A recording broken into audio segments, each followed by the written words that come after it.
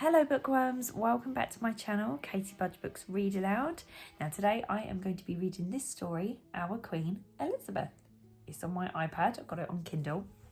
Now I'm not going to be reading all the words on all the pages because it's quite a long book. And so for the purpose of the read aloud, I wanted to keep it short and sweet. But if you would like to stop the video and have a look at all the pages and read it all the way through, then you are more than welcome to. It's a lovely story. It's really interesting. I learnt some new things about our Queen. And of course, I am reading this story because this week we have been celebrating the Queen's Jubilee. She has been our Queen for 70 years, which is a really long time, isn't it? And she's done some amazing things over the years, and some of which you will learn in this story. So I hope you enjoy listening to it, and I hope you've been celebrating. Maybe you've had a street party, maybe you've put up some bunting or some flags. Whatever you've done, I hope you've enjoyed yourselves and you've been good for your grown-ups. Now, I will see you again next week for another read aloud. I hope you enjoy this story, and I'll see you soon. Bye, bookworms. Young Elizabeth. There was once a little girl called Elizabeth, but she wasn't just any little girl. She was a princess, and her grandparents were the King and Queen of the United Kingdom. Prince Albert and Princess Elizabeth celebrated the arrival of baby Elizabeth on the 21st of April 1926 in London. She was soon called the world's best-known baby. Lilibet, as Elizabeth's family called her, was never meant to become queen, but over the years lots of unexpected things happened. When Elizabeth was 9, her grandfather, King George V, died, and her uncle Edward became king. But that winter, Elizabeth was writing up notes from her swimming lesson where she heard shouts outside. Her uncle Edward had given up the throne because he no longer wanted to be king. This meant that Elizabeth's father was now king instead. Elizabeth rushed to tell Margaret, "When I'm older, I will be queen." War, weddings, and new arrivals. Elizabeth may have been a princess, but like many other children, her life changed when the Second World War began. It would be 5 long years. In 1936, Elizabeth's father took the name King George VI.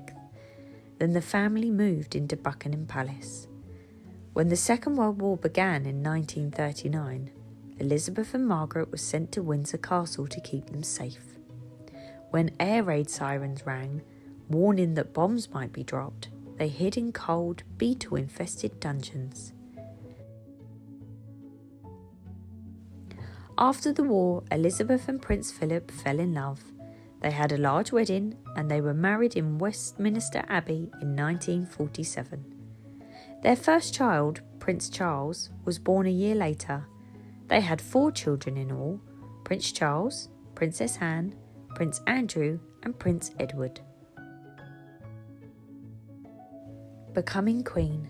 Elizabeth knew that one day she would be queen, but she had no idea she would only be 25 when it happened.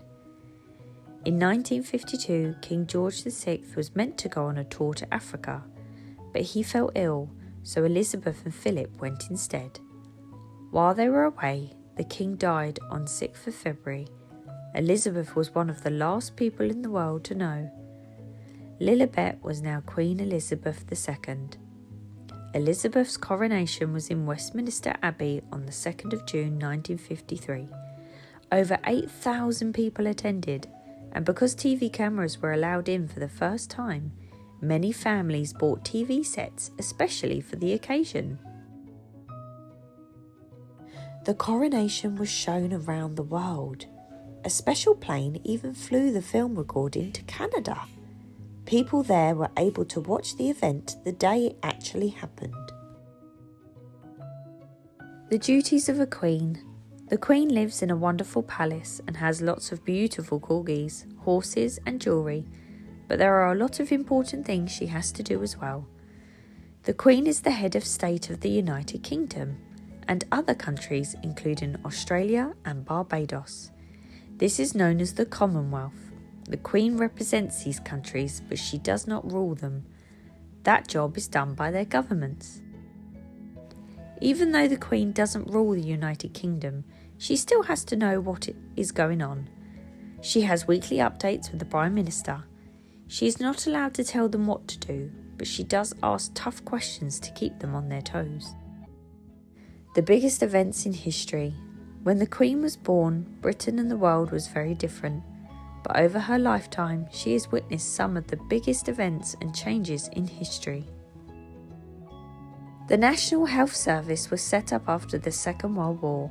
Before this, many families could not afford to go to the doctor, but with the NHS you can visit a doctor or hospital and you don't have to pay a penny for them to make you better again.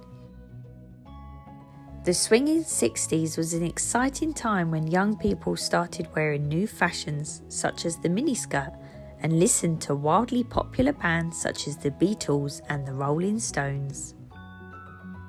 When the Queen was born, there were no home computers or mobile phones, and the internet did not exist yet. The first home computer arrived in 1977, and children wanted one for Christmas so they could play games such as Space Invaders. The Queen sent her first email in 1976 and her first Instagram post in 2019. The palaces. When the Queen isn't busy travelling around the world, she stays in one of her big, grand palaces. Buckingham Palace has 775 rooms, including 52 bedrooms and 78 bathrooms. It has its own pool, home cinema, post office, police station and cash machine. Sandringham is where the Queen celebrates Christmas every year, and she goes to Balmoral Castle in Scotland each summer for a holiday. Queen Victoria bought Balmoral and covered it with tartan patterns because she loved Scotland so much. Jewels and fashion. The Queen does not own the crown jewels, but she gets to wear them. St. Edward's crown is very heavy, and the Queen practiced for her coronation by walking around balancing bags of sugar on her head. She says it weighs a ton. The Queen always wears brightly coloured clothes and small hats. She once said, "I can never wear beige as no one will know who I am." The Queen is also famous for always carrying a black handbag. Apparently, if she swaps her bag from one arm to the other, it is a sign that she wishes to be moved to talk to someone else. What the Queen keeps in her handbag is a mystery, but we do know she often carries fruitcake in case she gets hungry. Corgis and horses.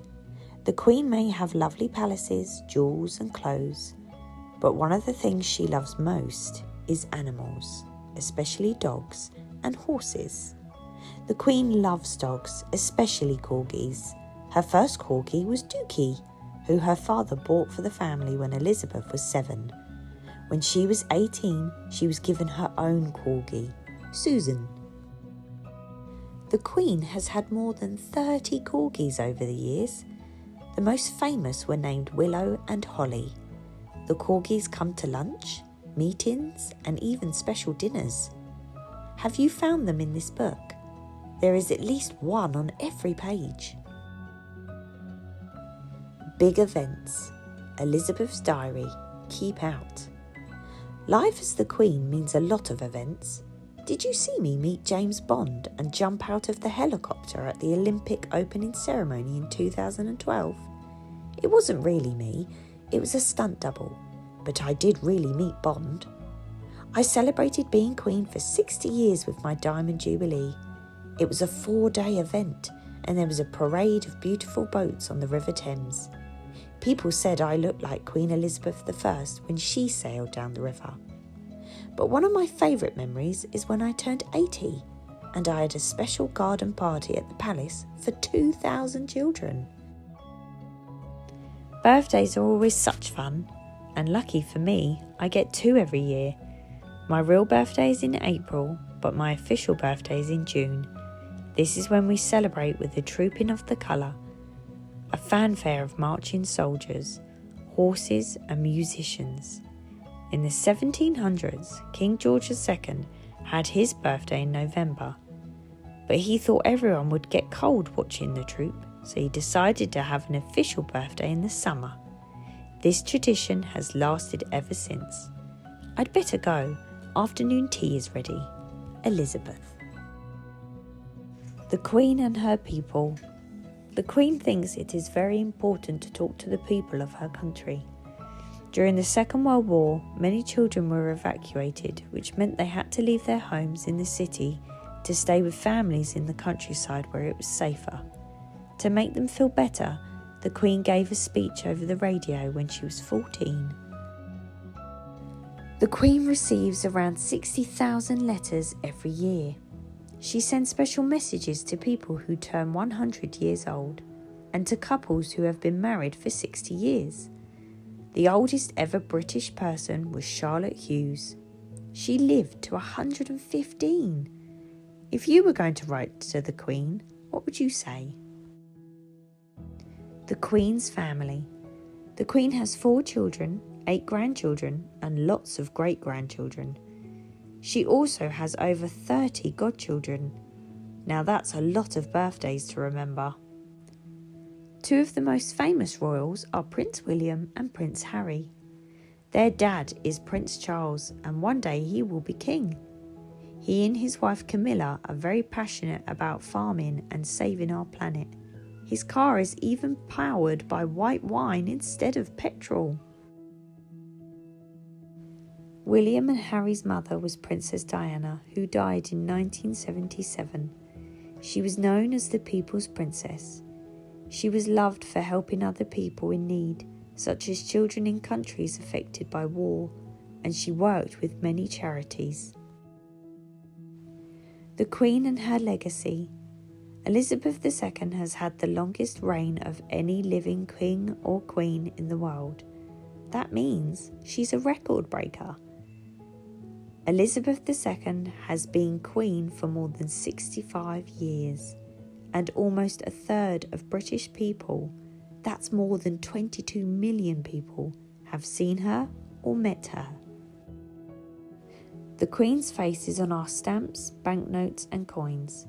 Many of us can't quite imagine Britain without her. Prime ministers have come and gone, trends have changed, but the Queen has always been there. Our record-breaking Queen.